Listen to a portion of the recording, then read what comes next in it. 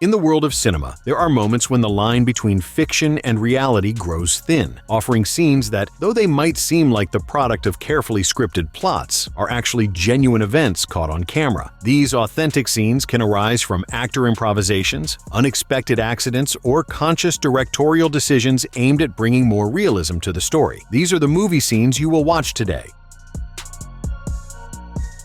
The famous actress Sharon Stone also joins the ranks of actresses who have expressed regret or discomfort regarding moments in their careers. Sharon revealed that she felt uneasy about the iconic scene in the 1992 film Basic Instinct, in which her character Catherine Trammell crosses her legs and ends up exposing her private parts. In her autobiography from 2021, Stone described how that scene was filmed in a way that left her feeling manipulated and uncomfortable. According to Sharon, director Paul Verhoeven initially stated that the scene should be shot without underwear, but assured her that nothing explicit would be visible on camera, as the light would supposedly reflect in such a way as not to reveal too much. However, upon watching the final cut of the film in a room full of executives, she realized that what actually appeared on screen was far beyond what had been agreed. She recounted that, upon seeing herself in the scene, she stood up and headed to the projection booth to confront Verhoeven, even slapping him for not properly informing her about what would be shown. Stone explained that she felt her consent was violated, as she had never agreed to expose herself in that manner to the public.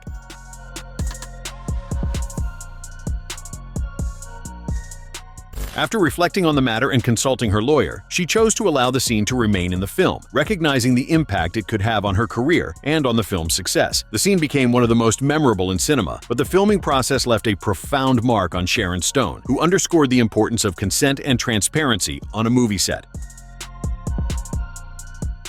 In the 2013 film The Wolf of Wall Street, there is a scene in which a woman has her head shaved in exchange for money to pay for breast implants. The woman who took part in this moment is Natasha Newman Thomas, a Los Angeles stylist who volunteered to have her hair genuinely shaved on camera. Although she is not a professional actress, she portrayed the character Danielle Harrison in the movie. According to Michael Kristen, head of the hair department, Natasha was quite nervous about the recording. The team had a backup person in case she changed her mind. The scene was shot in front of about 400 people, including 250 men shouting, 40 strippers in various states of undress, and a marching band dressed in underwear, which increased the pressure on Natasha. After the first part of the head shaving, there was a break for lunch, during which Natasha walked around the set wearing a cap and sporting only half her hair. By the end of the scene, the team congratulated her on her courage, and director Martin Scorsese was pleased with the result. Even though she is not an actress, Natasha Newman Thomas is an award-winning costume designer, recognized for her work on HBO's The Idol and in the music video This Is America by Childish Gambino.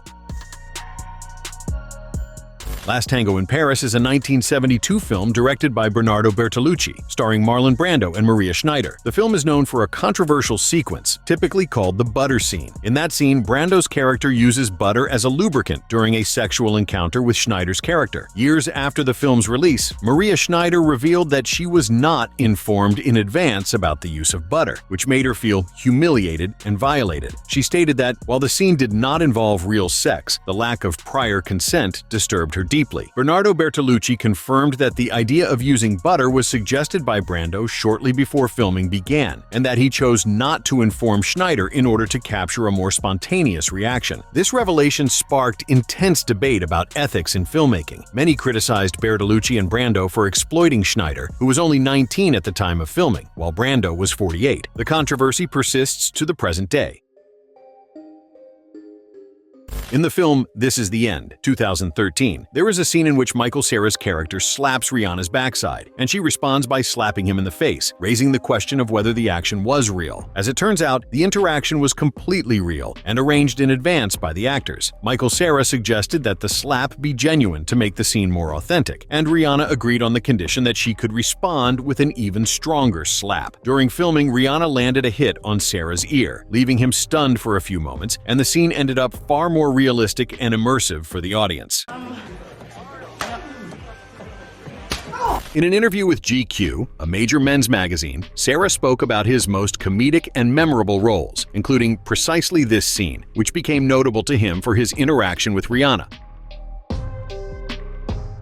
In the 1982 film Poltergeist, there is an iconic scene in which the character Diane Freeling, played by JoBeth Williams, falls into a partially constructed swimming pool and is surrounded by skeletons. It was later discovered that these skeletons were real. At the time, purchasing human skeletons from medical suppliers was cheaper than making high-quality replicas. JoBeth Williams was not aware that the skeletons were real while filming, and only learned the truth years later in conversation with a special effects team member. Even without knowing they were real, she conveyed her character's terror effectively, turning in a remarkable performance.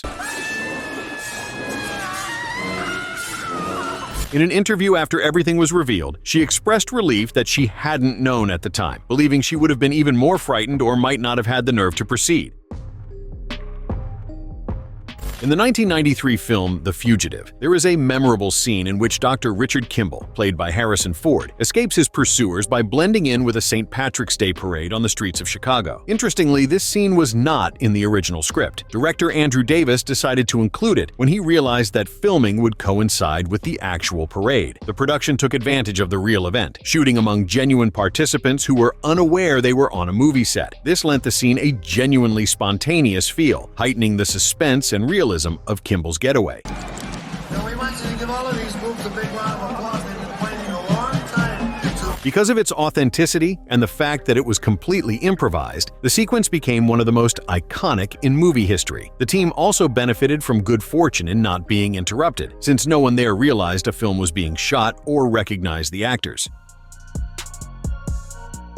In the 1979 film Alien: The Eighth Passenger, the famous scene in which an alien bursts from the chest of the character Kane, played by John Hurt, is renowned for the cast's authentic reactions of shock and horror. Director Ridley Scott wanted genuine responses, so he shared minimal details with the actors about what would unfold in the moment. While they knew something would burst from Kane's chest, they were not prepared for the sheer intensity of the sequence, which involved a sudden eruption of blood and viscera. Actress Veronica Cartwright, who portrayed Lambert, was so horrified that she fainted on set. To achieve the effect, the team employed an artificial torso packed with fake blood and animal organs, with John Hurt positioned underneath the table so only his head and arms were visible. The creature, known as the chest burster, was pushed through the artificial torso by a puppeteer, creating a raw and unexpected moment for the cast.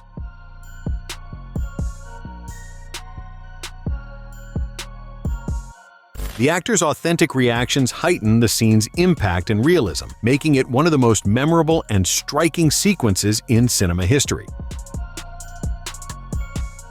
In the 1999 film The Blair Witch Project, directors Daniel Myrick and Eduardo Sanchez took a distinct approach to heighten realism and suspense. The actors were given minimal instructions and were encouraged to improvise most of their dialogue and actions. They stayed alone in the forest, without a full-time film crew, receiving daily guidance on where to go and what to do, often without knowing what they would face or what would happen next. This lack of information generated authentic confusion, fear, and exhaustion, which were captured on film. For example, at night, the crew would shake their tents or play frightening sounds without warning, provoking genuine terror. This method greatly contributed to the authenticity of the performances and the film's eerie atmosphere, which is truly nerve-wracking. Sex scenes in movies can be extremely challenging for actors, both emotionally and psychologically. Beyond the obvious issues concerning on-set abuse, there are multiple complications that make having an intimacy coordinator essential for upholding a respectful and safe environment. In the 2013 film Blue is the Warmest Color, actress Adele Exarchopoulos, who played Adele, a young woman experiencing a passionate love story with Emma, played by Léa Seydoux, revealed after the release that the filming process was difficult, especially the sex scenes, which required many hours of shooting and left her feeling exposed and vulnerable. She mentioned that faking an orgasm for 6 hours left her feeling humiliated and caused trauma for future intimate scenes. However, in later interviews, Adele took a more positive view of the experience. She described the process as a blend of pleasure and hardship, highlighting both the freedom and the pressure involved. Adele emphasized the mutual trust among herself, Léa Seydoux, and director Abdelatif Kechiche to achieve the emotional intensity demanded by the film. Despite the difficulties, she felt the final result was gratifying and said the intimate scenes were easier than the emotional ones. These statements illustrate the complexity of Adele's experience on set, revealing how her perspective shifted over time regarding the challenges she faced. In the 1987 film Three Men and a Baby, there is a scene that gave rise to a lasting urban legend, which was much discussed at the time and continues to be remembered even now. In this scene, a figure appears in the background that many people believe to be a ghost. However, it was only a life-size cardboard cutout of actor Ted Danson wearing a tuxedo. Its appearance related to a subplot in which Danson's character filmed a dog food commercial, a segment that was later removed in the final edit. Actress Margaret Collin, who plays Rebecca in this comedy, clarified the confusion by stating that it was nothing more than a cardboard cutout, and Ted Danson confirmed that it was indeed just him wearing a tuxedo. In the 1981 film Raiders of the Lost Ark, there is a scene in which the character Renee Belloc, played by Paul Freeman, seems to swallow a fly during a conversation with Indiana Jones. In this sequence, the fly lands on Freeman's face and apparently goes into his mouth, without his pausing or reacting in any way. Many viewers believe the actor had actually swallowed the insect. However, Paul Freeman has assured that he did not ingest the fly. According to him, it flew away. But due to the camera's frame rate, the instant it departed went unrecorded, creating the illusion that he had eaten it. Moreover, some frames were reportedly removed during post-production to improve continuity, reinforcing that impression. This incident became a popular trivia piece among fans of the Indiana Jones franchise and is frequently cited in discussions about unusual occurrences in cinema. In the 1990 film Pretty Woman, there is a scene in which Edward, played by Richard Gere, presents Vivian, played by Julia Roberts, with a necklace featuring diamonds and rubies, resulting in a very spontaneous moment. In the scene, Edward snaps the jewelry case shut over Vivian's hand, catching her off guard and prompting her genuine laughter. That laugh of Julia Roberts was captured on camera and left in the final cut, enhancing the scene's authenticity and charm, which explains the actress's natural reaction. Richard reportedly joked that the footage might get cut, but the director loved its spontaneity and kept it in the final version. During the shooting of The Lord of the Rings, The Fellowship of the Ring, there is a scene in which Gandalf, played by Ian McKellen, bangs his head on the ceiling of Bilbo Baggins' home. The supposed accident led some people to believe it was an actual mistake, but many accounts suggest that the bump was, in fact, deliberately staged by McKellen. He chose not to inform director Peter Jackson beforehand, so the resulting genuine reaction remained in the final cut once Jackson approved it. In addition to this improvisation, the actor was once caught napping on set before filming a scene. The long hours and demands of the production contributed to that slip-up. There is behind-the-scenes footage showing him dozing off while sitting down, prompting laughter among the entire crew. Ian McKellen's brilliance in improvising and maintaining authenticity attracted attention, and rightly so. He has forged a highly respected career as one of the great names in his craft. Subscribe to the channel for more videos like this.